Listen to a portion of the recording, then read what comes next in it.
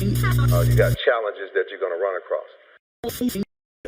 So when you become a professional race car driver, you are contracted to the team. You are not an employee of the racing team typically, unless you are have so much experience and resume and success that you might be a very rare individual who winds up being an employee of a team. But most racing teams bring you on as a contracted driver for the team. Now, how does that happen, or why does that have to happen? The step is that in professional racing, the team owner is responsible for the infrastructure, which means that they have the shop, they have the haulers or transporters, they have the employees, and they have everything to put together the race cars for a driver that comes in typically with sponsorship.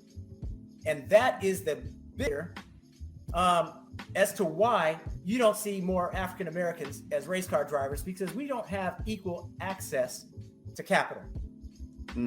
When we go looking for dollars from corporate America, we're up against all the other sports that a Fortune 500 company can put their advertising and marketing budget behind. And when they see a black driver, they're like, well, why would we support a black driver when our audience or their audience isn't out there? It doesn't make sense. Wait a minute, let me make sure I got this right. Okay. Because I'm thinking you probably can put this in the same category or the same order as a record label when they sign an artist or something. But let me try to see if I can picture this with you. Okay. So when you come, first of all, you have to have sponsorship before a crew or a team chooses you? That is correct. Let me even back it up further than that. Most drivers start out at their single digit age, 6, 8 years old or whatever. And most drivers start out in karting or go-karts, but not the concession carts that you have at, Disney World or whatever. But we're talking about very fast, 60, 70 mile an hour carts, right? These are serious racing carts. Mm-hmm. To get a championship or to vie for a championship at that single digit age, you can easily, or your family can easily spend 6 figures, over $100,000 to support your son and daughter in this endeavor to become a professional race car driver early on. It is insane. It is the most ludicrously expensive sport you can envision. Most people say, golf is expensive, or oh, this is expensive. Nothing that I can think of compares to professional motorsports, because it is cubic dollars. You got to pay for the car, you got to pay for your crew, you got to pay for your travel, and cars cost money, and you typically have more than one. So I'm even talking about carts, not cars, but carts.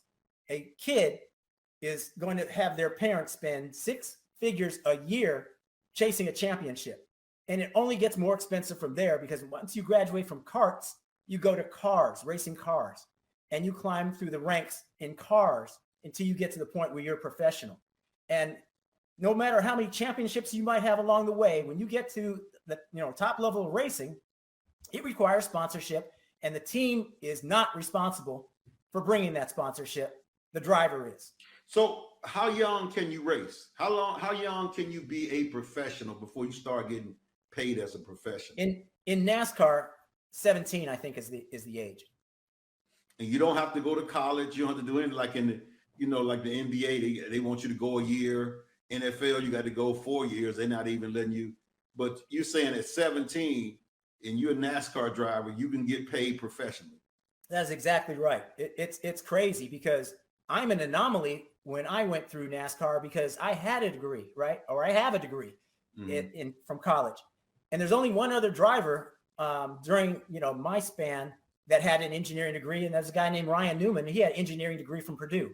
But all these drivers, they don't even bother finishing high school, or if they do, they get their diploma and that's it. They're off racing professionally.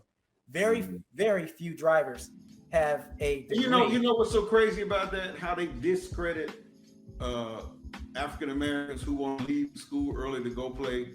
They say, well, they need to get a degree, but NASCAR, they ain't even telling you need to get a degree. They just say, go make your money And I really hate that because some guys really have the potential to leave and go. They can come back into the degree. Now, some of them probably need to stay there.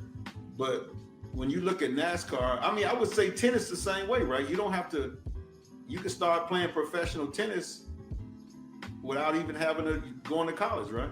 Yeah, I mean, I'm not convinced that Venus or Serena, have their degrees. You're right. So that's it worked out pretty well for them. right. Yeah. Wow. So now, okay, so you find a sponsor. I don't know, how did you find your sponsor? Make sure that you like and subscribe and hit the all button and all that kind of stuff, because we're going to have a lot of good interviews on this podcast.